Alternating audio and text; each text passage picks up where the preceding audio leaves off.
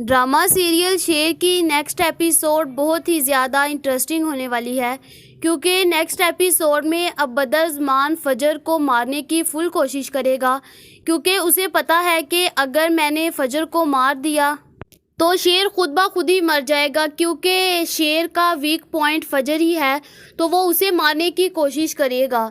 क्या अब फजर को बदरज़मान मारने में कामयाब हो जाएगा या फिर शेर उसे बचा लेगा? ये देखने से पहले अगर अब तक आपने हमारे चैनल को सब्सक्राइब नहीं किया तो ज़रूर करें।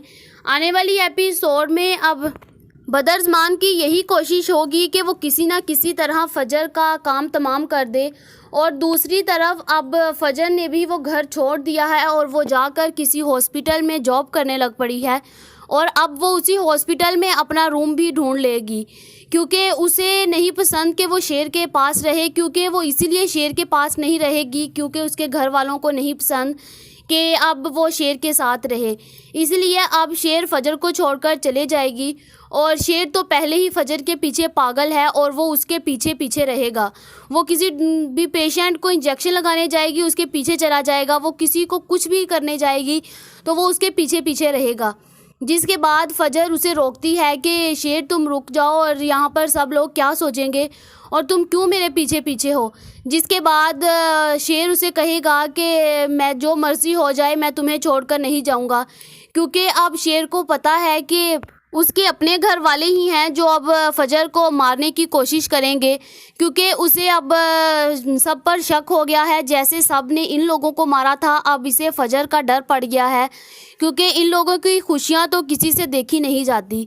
इसलिए अब शेर फजर के पीछे पीछे रहेगा और उसे कहेगा कि मैं तुम्हारी हिफाजत के लिए तुम्हारे पीछे हूँ और मैं तुम्हें नहीं छोड़ सकता।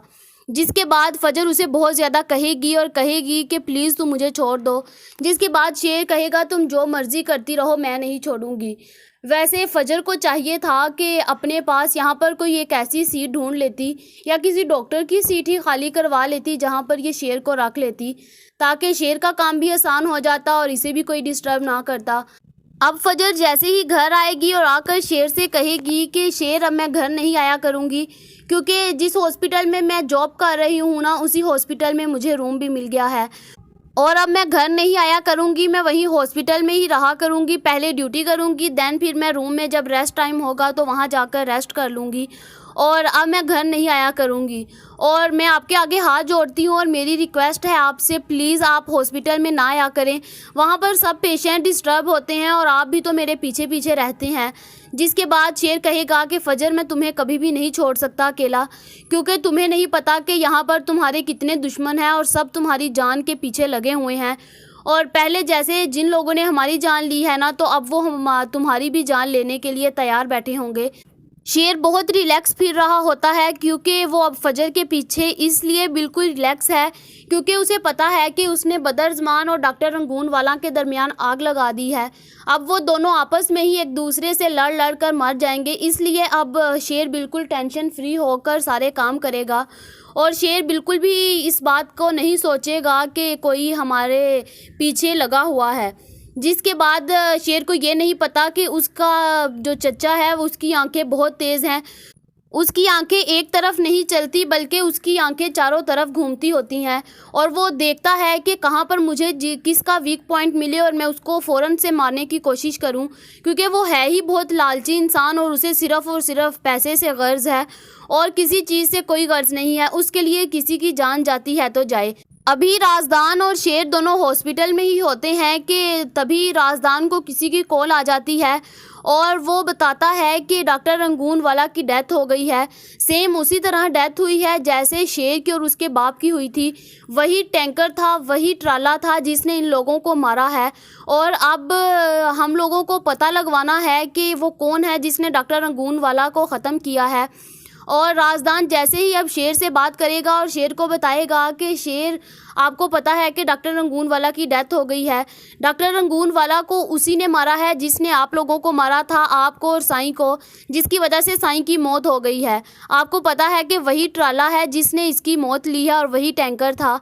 और फिर अब शेर को शक हो जाता है और शेर तो अब बिल्कुल पूरी नज़र रखेगा कि किसने ये सब कुछ करवाया है, क्योंकि जब पहले इनका एक्सीडेंट हुआ था तो शेर तो पहले हॉस्पिटल में रहा, उसके बाद मेंटल हॉस्पिटल में चला गया, इसलिए शेर को बिल्कुल भी मौका नहीं मिला कि ये पता लगवा सके कि ये सब कुछ करने वाला कौन है।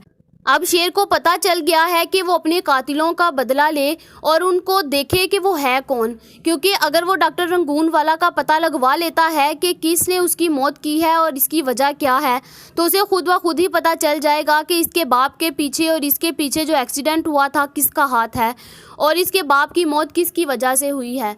और शेर जैसे ही घर आता है और वो आकर अपनी माँ से कहता है कि मम्मा आपको पता है कि डॉक्टर रंगून वाला की डेथ हो गई है, सेम उसी टैंकर के साथ डेथ किसी ने करवाई है जिसके साथ हमारा एक्सीडेंट हुआ था और अब मुझे पता लगवाना है कि है कौन। जहाँ पर मेरी समझ से तो ये बात बाहर है कि शेर को पता भी है कि किसने सब कुछ करवाया है। शेर को ये भी पता है कि मेंटल असाइलम में पहुँचाने वाला इसका चचा था, लेकिन फिर भी वो अपने चचा पर ट्रस्ट किए बैठा है। यहाँ पर यह भी हो सकता है कि शेर किसी को कुछ बताना ना चाहता हो और छुपके से अपने चचा को पीछे से वार करना चाहता हो और इसके चचा को बिल्कुल भी खबर ना हो। और जैसे ही ये बात अब शेर सबके सामने कहेगा तो सबके कान खड़े हो जाएंगे और बदरज़मान को तो लाले पड़ जाएंगे कि अब उसकी बारी आ गई है। जिसके बाद अब बदरज़मान फुल ट्राई करेगा कि वो किसी न किसी तरह तो फजर की जान ले ले। और अब शेर को ये भी चाहिए था कि वो सबसे पहले अपने चचा का काम तमाम करता, क्योंकि शेर को पता चल गया था कि ये सब कुछ करवाने वाला बदरज़मान है।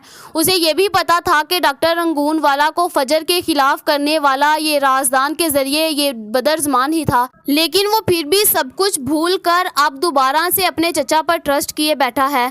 यहाँ पर यह भी हो सकता है कि वो अपने चचा को ट्रस्ट दिलवाए कि उसे कुछ भी नहीं पता और वो अब पता लगवाना चाहता है, जिस पर अब उसका चचा तो बहुत ज़्यादा होशियार हो जाएगा। अब वो सब कुछ करने से परहेज़ करेगा क्योंकि उसे पता है कि थोड़ी सी भी गलती हो गई तो फिर उसका काम तमाम हो जाएगा। जहाँ पर दूसरी तरफ अब फजर के भी बहुत ज़्यादा टफ़ टाइम आ गया है, क्योंकि अब फजर को मारने वाले बहुत से दुश्मन आ गए हैं। सबसे बड़ा दुश्मन तो उसका अपना चचा है और वो अब और उसके बेटे मिलकर सब कहेंगे कि हम लोगों को फजर का काम तमाम करना होगा।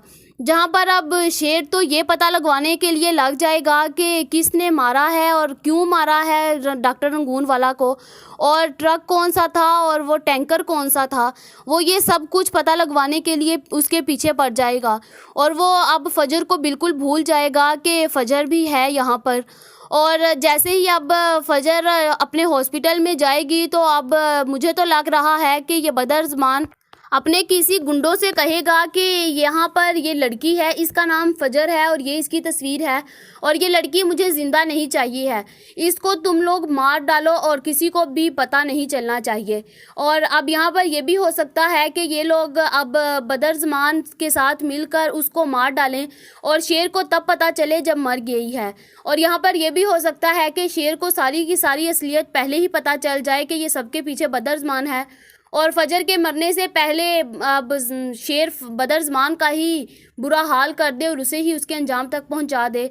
अगर शेर बदरज़मान से बदला ना ले सका तो फिर यहाँ पर यही हो सकता है कि अब वो लोग फजर को ही मार डालें। और जैसे ही शेर को ये बात पता चलेगी कि अब शेर के फजर को नुकसान पहुँचाने के पीछे इसके चचा का हाथ है, तो अब तो शेर इन्हें नहीं छोड़ेगा, क्योंकि शेर को पहले तो हर चीज़ भूल गया था, क्योंकि वो नहीं चाहता था कि दोबारा से कोई लड़ाई हो।